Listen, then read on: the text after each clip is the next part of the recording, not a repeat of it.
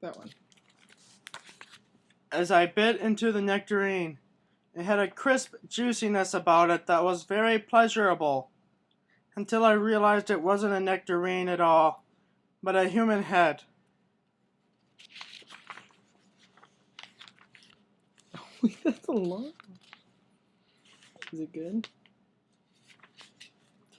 I guess of all my uncles, I liked Uncle Caveman the best. We called him Uncle Caveman because he lived in a cave, and because sometimes he'd eat one of us. Later on, we found out he was a bear.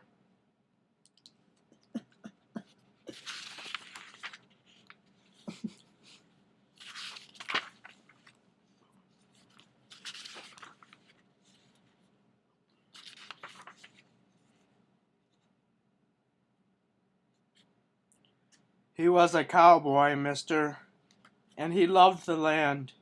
He loved it so much he made a woman out of dirt and married her.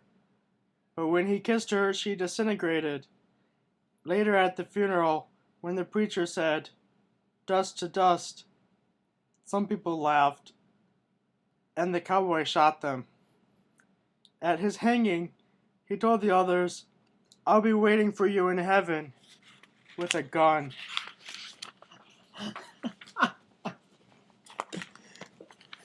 When the age of the Vikings came to a close, they must have sensed it. Probably they gathered together one evening, slapped each other on the back, and said, "Hey, good job."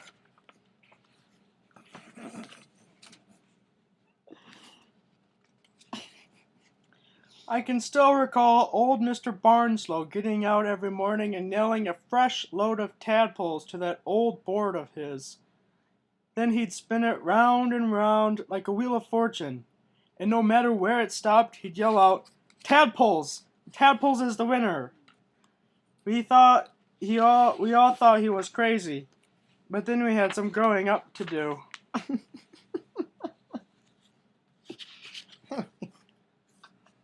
You both have a beer. Just read it. I think Superman and Santa Claus are actually the same guy, and I'll tell you why. Both fly, both wear red, and both have a beard.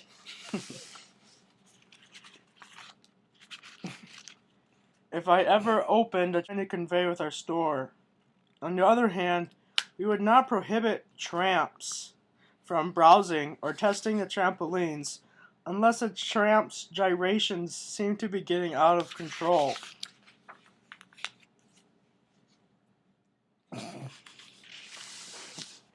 I don't have one yet. I'm just giggling. If you saw two guys named Hambone and Flippy, which one you think liked dolphins the most? I'd say Flippy, wouldn't you? You'd be wrong, though. It's I scrambled to the top of the precipice, where Nick was waiting.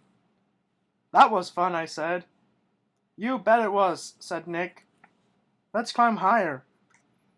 "No," I said. "I think we should be heading back now." "We have time," Nick insisted.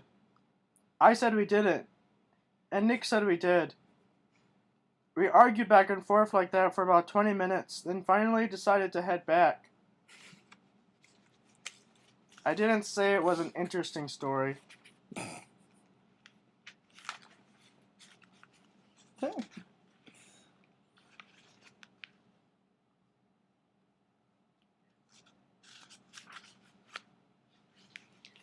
You know what would make a good story? Something about a clown who makes people happy. But inside, he's real sad. Also, he has severe diarrhea.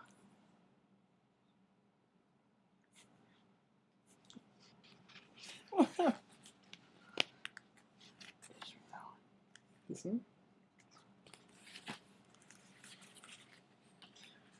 Whenever I see an old lady slip and fall on a wet sidewalk, my first instinct is to laugh. But then I think, what if it was an ant and she fell on me? Then it wouldn't seem quite so funny.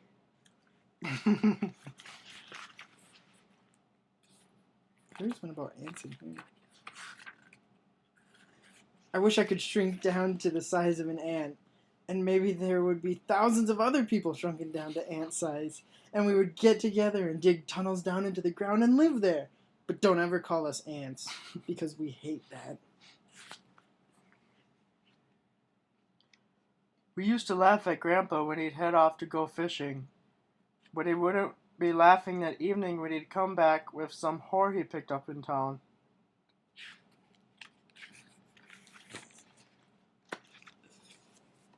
You know one thing that will really make a woman mad? Just run up and kick her in the butt. P.S. This also works with men.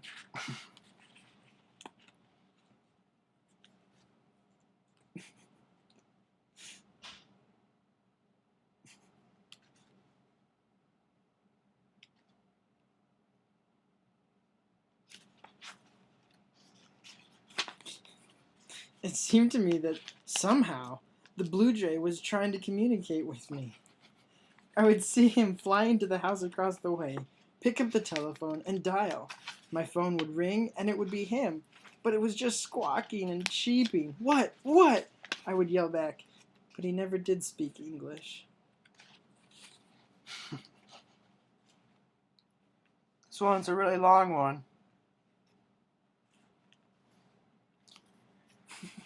I remember I was hammering on a fence in the backyard when Dad approached. He was carrying a letter or something in his hand, and he looked worried. I continued to hammer as he came toward me. "Son," he said, "why are you hammering on that fence?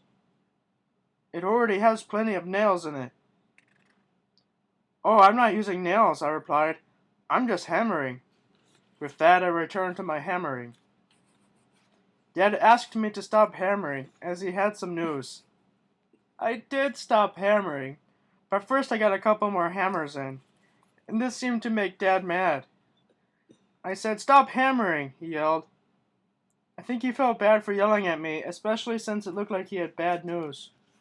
"Look," he said, "you can hammer later, but first," well, I didn't even wait to hear the rest. As soon as I heard, "you can hammer," that's what I started doing.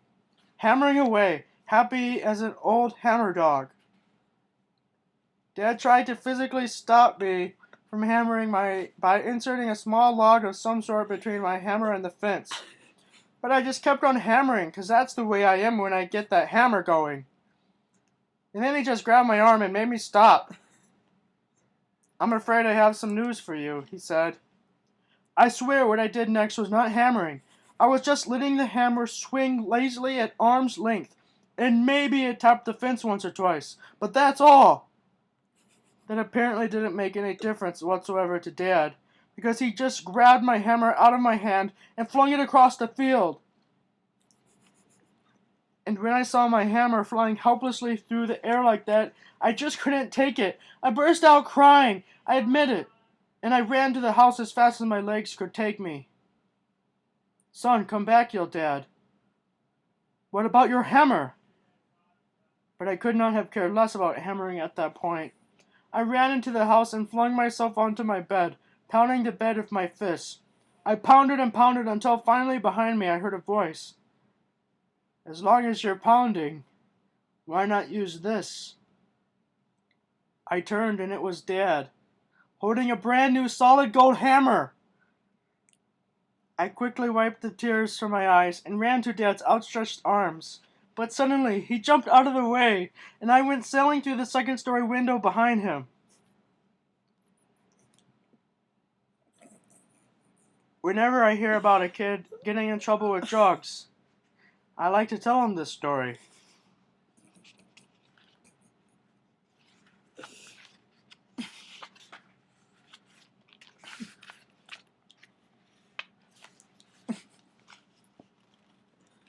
The smell of Aunt Lucy's pies would make me come a-running, but the sight of Aunt Lucy's face would make me run away.